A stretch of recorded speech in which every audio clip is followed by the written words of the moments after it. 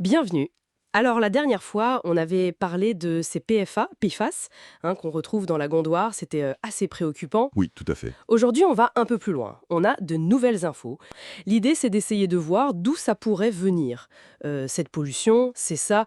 Rappelons le contexte des PFA détectés dès 2016, et puis des pics assez forts. Ah oui, les chiffres. Oui. Octobre 2019, on était à 354 nanogrammes par litre. Et plus récemment, 372 NGL. 372. Ça interpelle quand même. Absolument. Notre analyse aujourd'hui, c'est de regarder de près les pistes que ces documents suggèrent. Alors, première piste, la plus évidente peut-être, l'incinérateur du Sietrem, l'unité de valorisation énergétique à Saint-Thibaud-des-Vignes. C'est ça. Les documents insistent sur l'âge des fours, 1985, 1995. Ils sont vieux, quoi. Oui, ils sont vieillissants. D'ailleurs, le remplacement est prévu, mais pas avant 2028. Et le point clé, c'est la température d'incinération, c'est ça? Exactement. Apparemment, elles sont trop basses. L'INERIS recommande les 1400 degrés pour bien détruire les PFA. Et là, on n'y est pas. D'après les infos, on serait en dessous de cette plage. C'est crucial parce que, avant 2002, avant le tri, Tout passer dedans. voilà, et même maintenant, le Sietrem le dit dans son trimestriel, il y a 44% des déchets qui sont là par erreur. Ah oui, les erreurs de tri. Des textiles, des emballages, des papiers. Ça pourrait être une source continue, chronique. Et puis, il y a eu cet incendie au centre de tri en juillet 2019. Ça a marqué les esprits. Oui, Les matériaux stockés, papier, emballage, ils contenaient sûrement des PFA. Est-ce que ça pourrait expliquer le pic d'octobre 2019, les 354 mg? C'est ce que suggère un peu la source, non? alors, la source note la coïncidence temporelle. C'est vrai.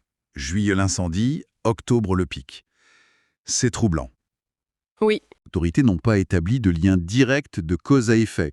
C'est une corrélation, une question posée, mais pas une certitude. d'accord, je vois. Prudence, donc. Passons à la deuxième hypothèse sérieuse. L'incinérateur de la station d'épuration du Siam. C'est juste à côté du Sietrem. Oui, la steppe du Siam, elle traite les eaux de 350 000 équivalents habitants. C'est énorme.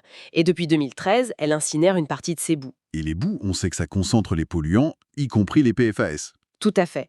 Et là, rebelote avec la température, la documentation mentionne supérieure à 850 degrés. Seulement 850 degrés? C'est bien en dessous des 1400 degrés recommandés par l'INERIS. Exactement, nettement insuffisant. Donc, cet incinérateur du Siam, il apparaît comme une source probable d'émissions de PFAS dans l'air. Qui retomberait ensuite dans la Gondoire. Voilà, c'est le mécanisme envisagé. C'est une piste, une question en suspens. Ce qui est fou, c'est qu'on a ces sources potentielles, mais que la réglementation semble un peu tardive. C'est exactement ça. Pour l'instant, il n'y a pas d'obligation de capturer les PFAS en sortie d'incinérateur. Ah bon? Non. Et leur mesure systématique, ça ne deviendra obligatoire qu'en 2026 et encore progressivement. Donc en attendant, on ne sait pas vraiment ce qui est rejeté. Disons qu'on manque de données précises et systématiques. On navigue un peu à vue sur les rejets réels. Waouh! Du coup, ça ouvre la porte à plein de questions, hein. L'étendue de la contamination, l'air, les sols autour, les cultures. Oui, et puis l'impact sur les sites voisins, on pense à la base de loisirs de Torcy, au stade nautique olympique. Et la santé des gens qui habitent là, c'est quand même la question principale. Absolument. Face à tout ça, des associations réclament des actions. Oui, j'ai vu ça. Cartographie des sources, analyse des retombées dans l'air. Une étude d'imprégnation sur les habitants, plus de transparence sur les données, un comité de suivi citoyen. L'objectif, c'est le zéro rejet de PFS. C'est ambitieux, mais nécessaire. Oui. Et la modernisation prévue de l'incinérateur du Sietrem s'est vue comme une opportunité. L'occasion d'installer enfin des technologies qui atteignent les bonnes températures. Et le SIAM devrait faire pareil, optimiser ses processus. Oui. Une idée serait même d'utiliser les futurs fours du Sietrem pour traiter aussi les boues du Siam, mutualiser en quelque sorte.